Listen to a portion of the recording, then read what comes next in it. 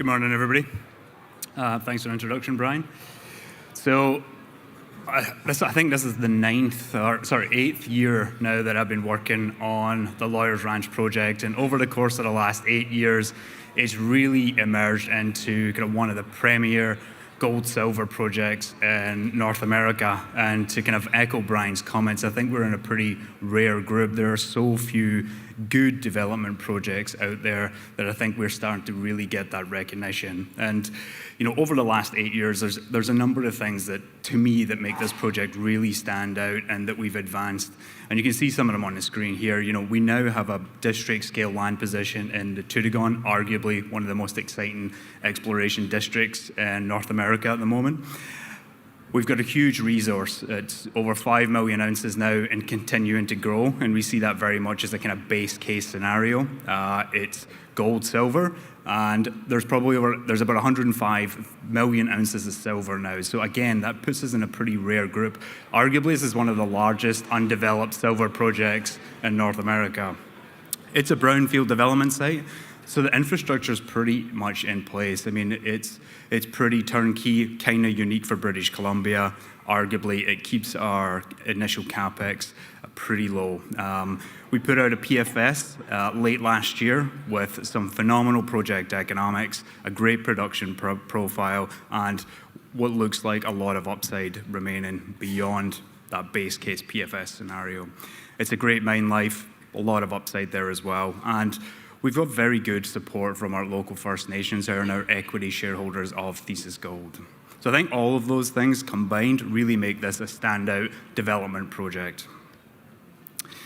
Looking at the district in a little bit more detail, been a lot of tailwinds here recently from a lot of work that's going on, arguably by ourselves. Also, A-Mark's fantastic discovery that they had announced, I think it was at this conference last year.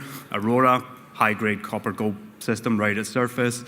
And then Centerra Gold as well with the Kemess project. So they're a 9.9% equity shareholder in Thesis, and that happened in April last year. And at the time, it wasn't really clear what the plan was for Kemess, but early last week, they put out a PEA on Kemess and gave some conviction towards we are moving ahead with putting Kemess back into production. So for those of you who are not familiar with it, it's a high-grade gold-copper porphyry system. Went into care and maintenance in 2012, but they've got a fully permitted 50,000 ton per day mill. There's a power line tie-in there. There's a camp, and it's road accessible to our projects, only about 45 kilometers away. What I would say as well is that we're a few hundred kilometers inland from the coast here, so it's not the rugged topography of coastal British Columbia. It's pretty flat. It's subalpine to alpine plateaus, limited vegetation. We get a fraction of the snowpack, so it's logistically pretty straightforward to operate in this part of BC. So you can see on the graph at the bottom there our share price performance over the last year. And I remember standing here presenting last year at this conference and talking to Brian at the time, and he was just like, I really don't understand what people don't see in this project. And he's like, I'm just buying more stock at 50, 60 cents, as was I. And, I couldn't explain it either. A great precious metals market in 2025, I think, really helped some tailwinds on the stock here, but arguably, I think a lot of that was also driven by the fact that we de-risked the project significantly through 2025, and you can see some of the milestones on that timeline at the top. I mean, part of it was launching the PFS early in the year, bringing in Ausenco to do that work. Then in April, Centerra took a 9.9% position in the company, which is a great stamp of approval. They spent a lot of time in the data room, good due diligence. We also had coverage launched by National Bank and Scotiabank last year, two of the big banks covering us now. Again, I think just good stamp of approval. And then in October, we brought in the First Nations partners that we have on the project as equity investors. I think that just demonstrates very good alignment. Then in December 1st, we put out the PFS with some fantastic economics, great production profile, continuing to de-risk it. And then in the middle of December, we put out, we started the permitting process, giving clear line of sight as to the direction that we're going in. And so I think all of that contributed to what was a fantastic 2025. And about 400% share price appreciation over that time. But I was talking to a large shareholder just last week, and he was saying, arguably, you're probably more undervalued now than you were back at this time last year. You did so much work over the course of last year to de-risk the project that I think you're ready to take another leg up, and I certainly agree with that sentiment. Part of that, I think, is that we're just in such a small group of development projects with a clear line of sight to production and great economics. It certainly helps. And then in terms of what we've got to look forward to in 2026, the feasibility study level work is already underway. Permitting, we're going to continue to advance. But then this isn't just a development story. It's very much still exploration focused. And we're going to continue all that work to keep de-risking it. But at the same time, we're going to be working on testing the exploration potential, not only in the gold system at surface, but also the deeper porphyry potential in what is emerging as a very exciting porphyry belt. So to dive into the PFS a little bit here, this came out December 1st, and you can see the commodity prices we used there, $2,900 gold and 35 silver. Arguably very conservative at this point, but we wanted to let the project speak for itself. And you can see the after-tax NPV there, about $2.4 billion, 54% IRR with a 1-year payback. A lot of those great economics are driven by just under 3 million mineable ounces, where we're looking to produce about 200,000 ounces over 15-year mine life, which, as I said, I think there's definitely potential to expand on that. It's also pretty capital light. The capex here, 736 million Canadian, and I think part of that is just a reflection of the project is very vanilla. There's nothing overly complicated about this. It's in a great area, and there's already some infrastructure in place.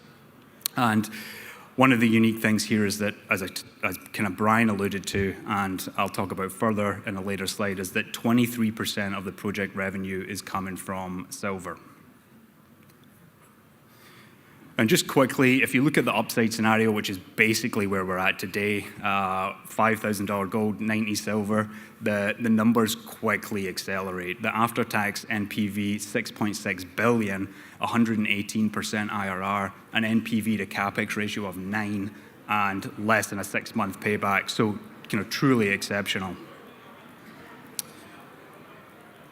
Looking at the upside that exists across the land package as well, this is our ranch project, so the project in the north, looking south towards Lawyers.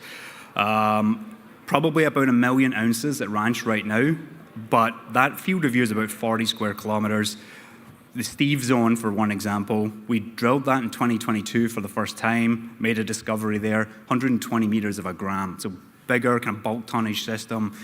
But very clearly a large system that we felt that there was probably room to find some high-grade mineralization in that. That's kind of what we've learned from some of the other zones at Ranch, is if you're in the gold system, there's definitely potential for higher grade.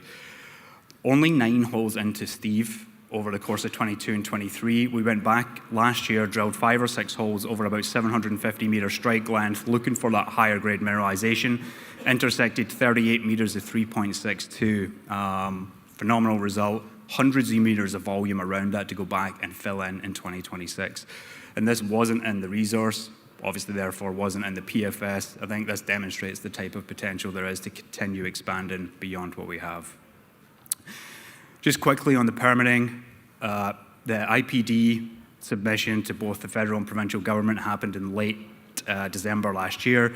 We're going through the early engagement phase at the moment, but there'll be steady advancement through the permitting process. And really nice to see, actually, I think it's a good time to be entering the permitting process with both the provincial and federal governments really pushing to reduce permitting timelines.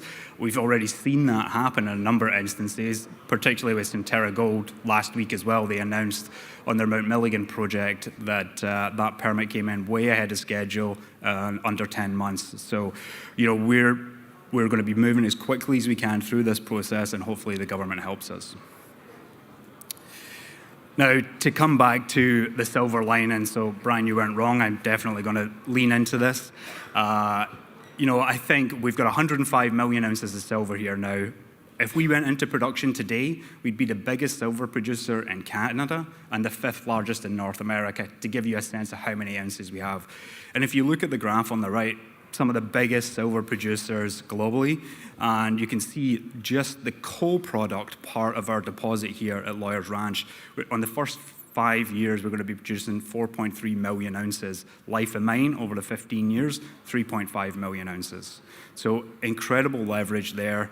Certainly gives us a lot of flexibility if you think about how we fund the capital to build this. And then I'm just going to leave you with, again, the potential for us to continue re-rating here. Phenomenal year in 25. 26, I think, is going to continue that trend. Right now, we're trading at about 0.17 NAV. Below our peer group, and certainly if you look at another couple of companies in British Columbia as analogs, Skeena, they've done a phenomenal job of pushing that project towards construction, and I think they're trading at about 5 billion right now market cap. I think we're going to close that valuation gap over the coming years. Somebody that's in production that did an excellent job as well, single asset producer, Artemis Gold, 9 billion market cap now. So that is the potential that we see ahead of us. Thank you very much.